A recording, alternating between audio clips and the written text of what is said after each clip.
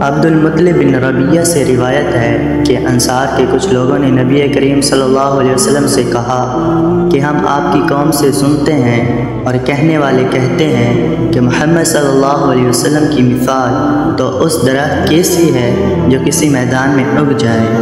رسول اللہ صلی اللہ علیہ وسلم نے فرمایا، اے لوگوں، میں کون ہوں؟ لوگوں نے کہا کہ آپ اللہ کے رسول ہیں، آپ پر سلام ہو۔ آپ علیہ السلام نے فرمایا، میں محمد بن عبداللہ بن عبدالمطلب ہوں۔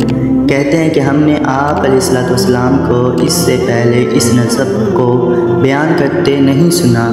پھر فرمایا، خبردار، بے شک اللہ نے اپنی مخلوق کو پیدا کیا اور ان کو دو جماعتوں میں تقسیم فرما دیا، پھر مجھے بہترین جماعت میں کر دیا، پھر ان کے قبیلے بنائے اور مجھے بہترین قبیلے میں بنایا۔ بس میں گھر کے اعتبار سے بھی تم سب سے بہتر ہوں اور نفس کے اعتبار سے بھی تم سے بہتر ہوں۔